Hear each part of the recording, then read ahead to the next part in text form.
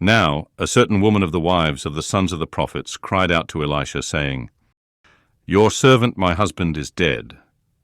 You know that your servant feared Yahweh. Now the creditor has come to take for himself my 2 children to be slaves. Elisha said to her, What should I do for you?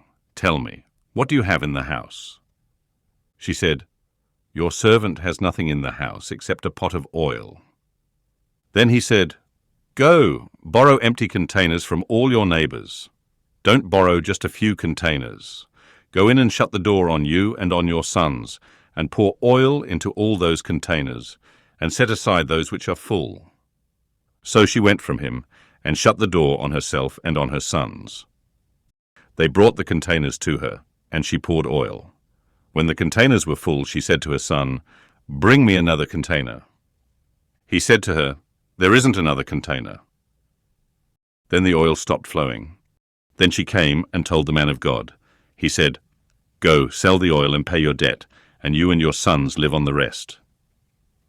One day Elisha went to Shunem, where there was a prominent woman, and she persuaded him to eat bread.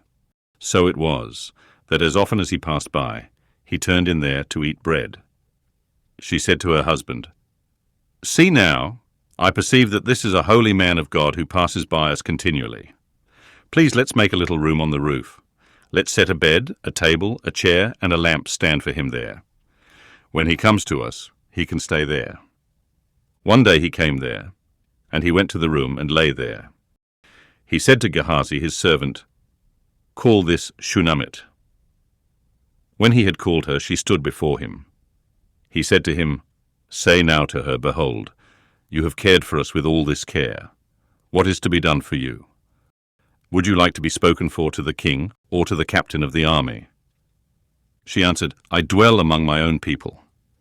He said, What then is to be done for her?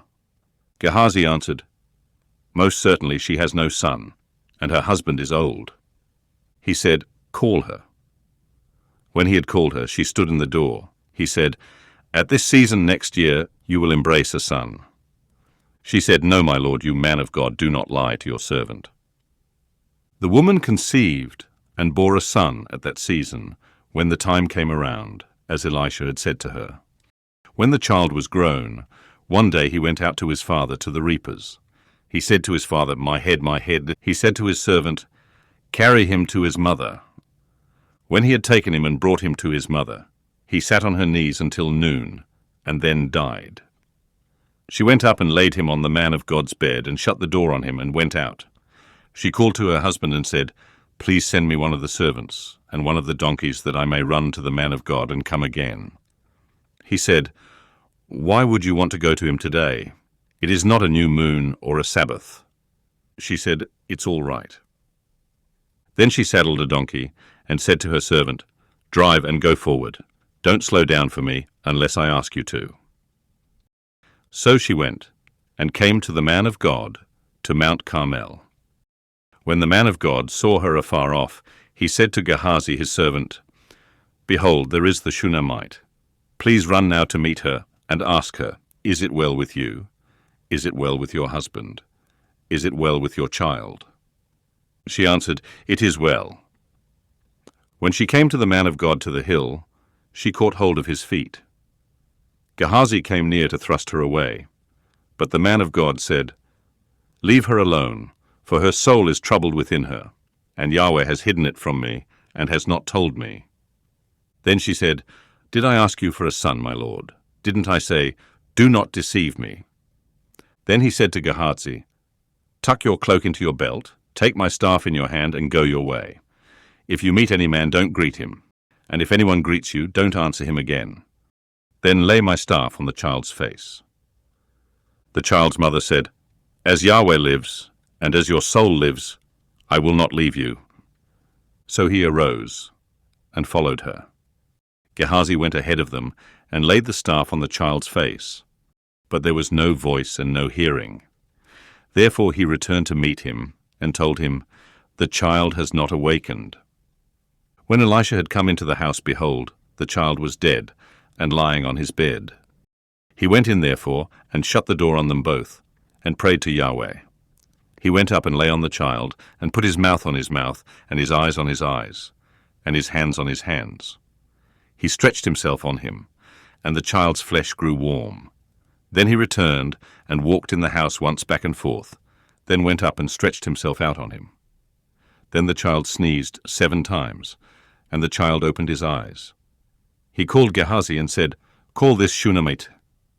So he called her. When she had come into him, he said, "Take up your son." Then she went in, fell at his feet, and bowed herself to the ground. Then she picked up her son and went out. Elisha came again to Gilgal.